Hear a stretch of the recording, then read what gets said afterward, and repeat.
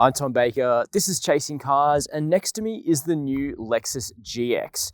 You might have already caught my full review of the GX Overtrail, which is the trim grade of this car, which is more focused on off-roading. But what if you don't want to spend top dollar on the new GX? Perhaps you currently own something like a Land Cruiser Prado and you don't really want to be doubling your money on the Lexus version. Can you get away with the base model?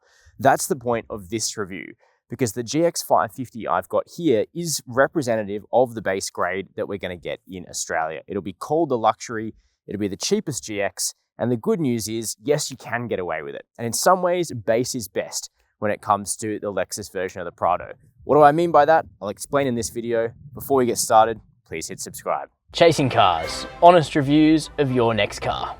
Brought to you by Budget Direct.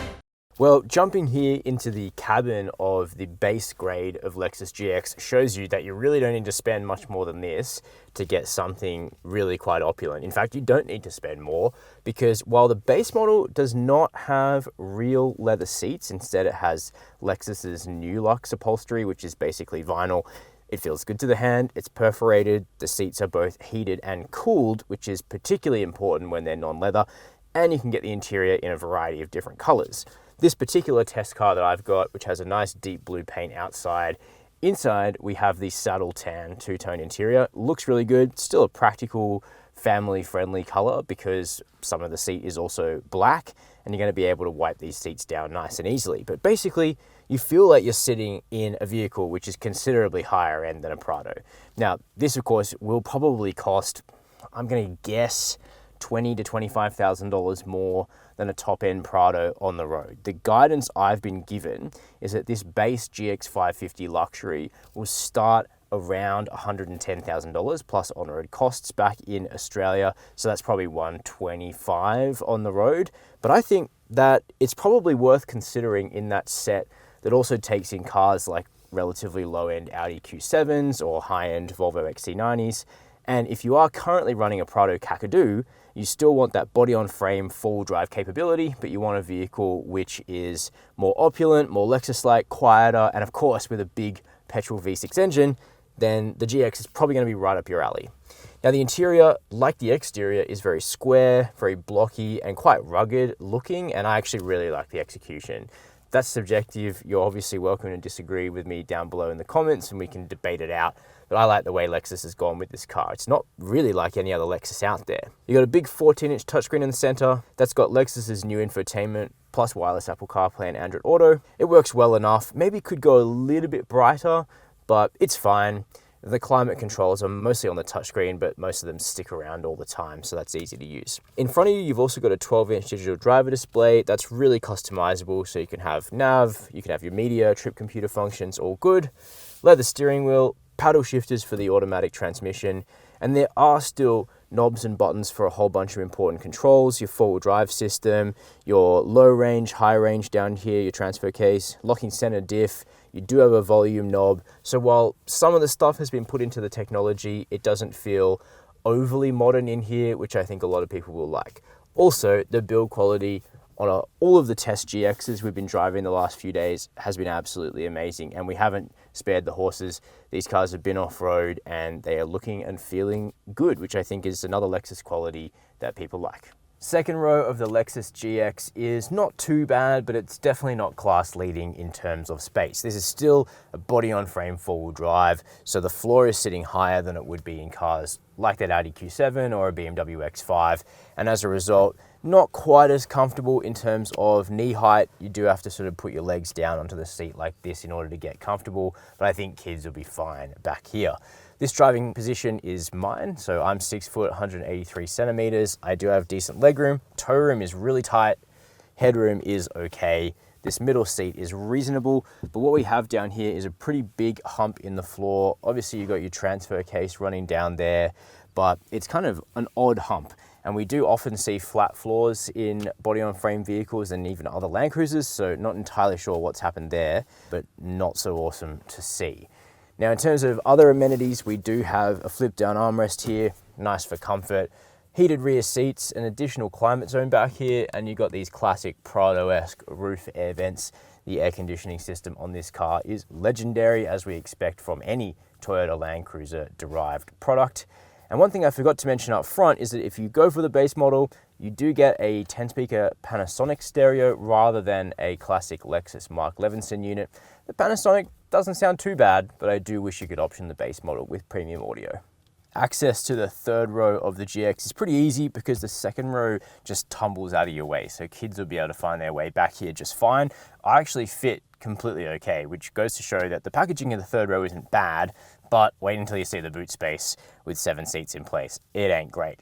Also worth mentioning, the Overtrail, which probably is the coolest looking GX, is only available as a 5-seater. So if you do want the flexibility of 7 seats, which I would want if I was purchasing a big vehicle like the GX, you're going to have to go for the base luxury or the top of the range sports luxury. That being said, a lot of overlanders in our comments section have said that they prefer it when four-wheel drives only have 2 rows. Obviously a lot easier to do custom builds in the boot and stuff like that. And that's exactly what Lexus has tried to do with that Overtrail grade. Moving around the back now, I think it's worth reflecting that in base model guise, the GX actually still looks really good. It doesn't have the additional pumped fenders of the Overtrail, but I still think the design works well, and on 20-inch wheels, it's proportionate. I do think if you go for the top-end model on 22s, it looks a little bit like it's up on its tippy toes. For me, these are the proportions that work. Now, in terms of your cargo space, it starts with this really cool opening glass hatch, very nice feature. You do, of course, have the ability to open the full back door. That's powered as standard across the range.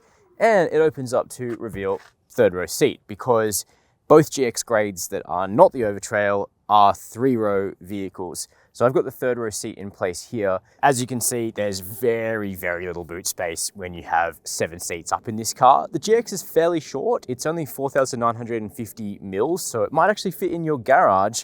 But what it isn't is a replacement for something like a minivan or a really massive 4-wheel drive, which lets you have 3 rows of seats and also a big boot. Not the case in the GX.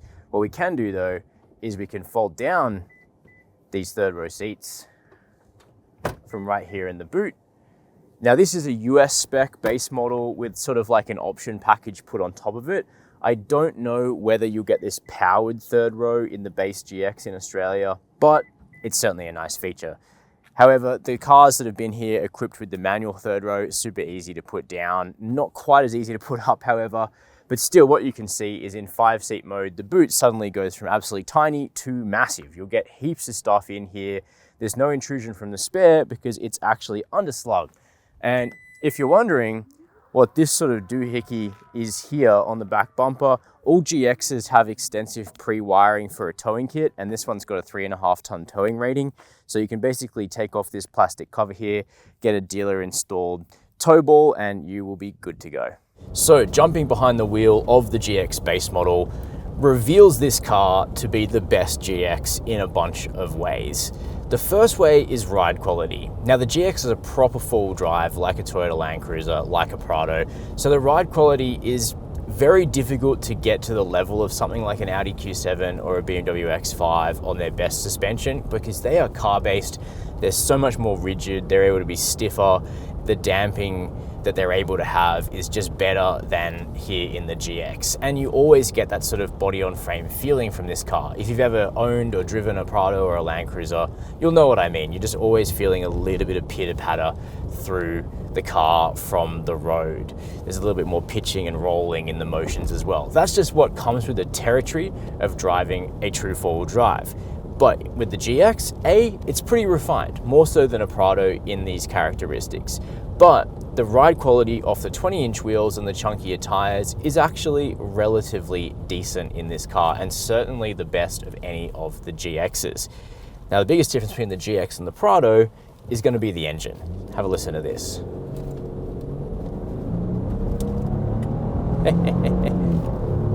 Oh yeah, we've got a lot more power than a Prado. The Toyota, of course, has a 2.8 litre diesel, 150 kilowatts. The GX has a 3.4 litre twin turbo petrol V6 with 260 kilowatts of power. And my goodness, can you tell the difference? 0 to 100 is going to be, I reckon, mid sixes when we test this car back in Australia. That's a good 4 seconds quicker to 100 than the Prado. And that is a massive difference that you can feel on the road. The GX is just effortless. It's also thirsty. I've been getting 12, 13 litres per 100 Ks on mixed driving, a lot of open spaces like this here in Arizona where I'm driving the car for the first time. I reckon in Australia, if your commute includes more urban, you're gonna see 15, 16, which is pretty darn thirsty in 2024, right? Like, I think that needs to be pointed out. But it also needs to be said that Lexus is developing a GX hybrid, which is a petrol 2.4 turbo with a hybrid system, and that'll bring you down to maybe 10 or 11 litres per 100 Ks. So not really efficient with the hybrid, but it should definitely be better than the standard petrol V6. That being said, if the fuel economy doesn't really bother you, then the engine is nice, and even the fact it's not a hybrid actually makes it really quite smooth and predictable to drive, which I also like. But back to that ride and handling. Look, you do have to be a bit more patient in the corners in a GX compared to a BMW, Volvo, that sort of thing, which are car-based. But once you have a bit of patience, you get it loaded up on the outside tire, you can actually push on in the GX pretty well. It's not too bad on a country road. It will just require a bit of a mental adjustment if you're used to cars. That being said, if you're coming out of a Land Cruiser or a Prado, you're gonna feel right at home.